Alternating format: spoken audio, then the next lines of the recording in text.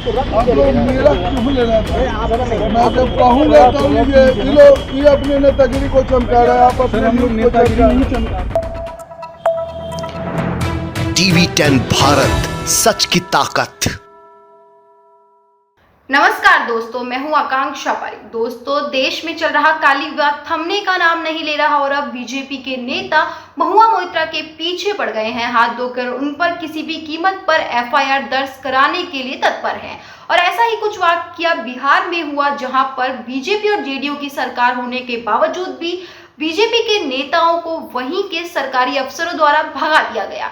जी हां, बीजेपी के कुछ नेता सरकारी अफसर यानी कि पुलिस वालों के पास गए महुआ मोइत्रा और लीना मेघमलाई के खिलाफ एफआईआर दर्ज कराने के लिए, और वहां की पुलिस ने उन्हें ये कहकर भगा दिया कि यहां आए हैं राजनीति चमकाने के लिए।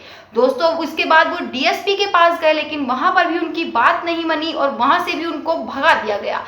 दोस्तों, आप सोच सकते हैं कि बीजेपी की हालत इन दिनों क्या हो रही है। अभी कुछ ही टाइम पहले एक वाकया आया था जिसमें बीजेपी के एक नेता को पीट दिया गया था और उसी तरह से अब उन्हें वहां से भी भगा दिया गया।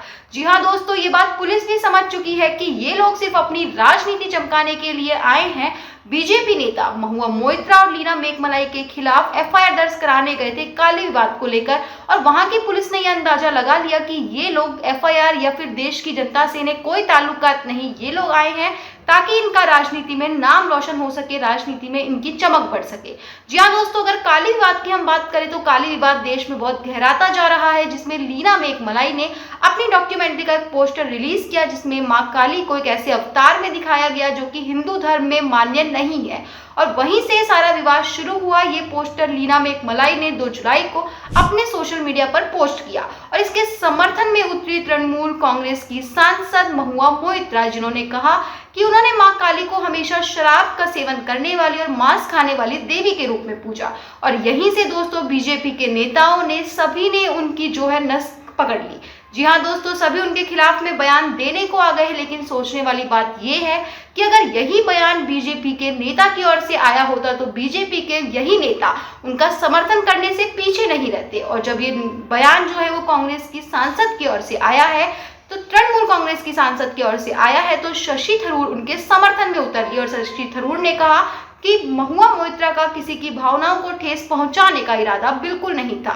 इसके अलावा दोस्तों, लीना मेघमलाई और महुआ मोइत्रा के खिलाफ ऑलरेडी बहुत सारी जगहों पर एफआईआर दर्ज है, लेकिन बिहार में तो बीजेपी के नेताओं की हालत ही खराब हो गई। वहां पे तो उन्हीं के सरकारी अधिकारियों ने उन्हें ये कहकर भगा दिया कि आप राजनीति चमकाने के लिए आए हैं। जब दोस्तों ये बात वहां की पुलिस समझ चुकी है कि ये सिर्फ राजनीति चमकाने का एक जरिया है, तो सोचिए कि बाकी जो देश की जो जनता है वो क्यों नहीं समझ पा रही है कि बीजेपी के नेता अभी जो देश में गहन मुद्दे चल रहे हैं, जो गंभीर मुद्दे चल रहे हैं, उनको छोड़कर एक ऐसे मुद्दे के पीछे पड़ गए हैं जिसका कोई औचित्य ही नहीं है।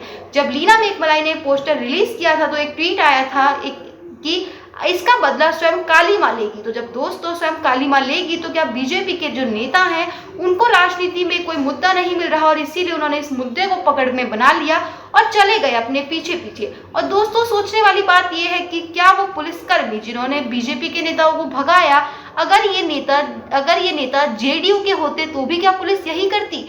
जी हाँ दोस्तों, जो कि गठबंधन की सरकार है बिहार में, तो अब ये कहना गलत नहीं होगा कि नीतीश की पुलिस ने भगाया है। अगर यही नेता जेडीयू की ओर से जाते तो भी क्या पुलिस के आला अधिकारी उन्हें ये कहकर हटा देते वहां से?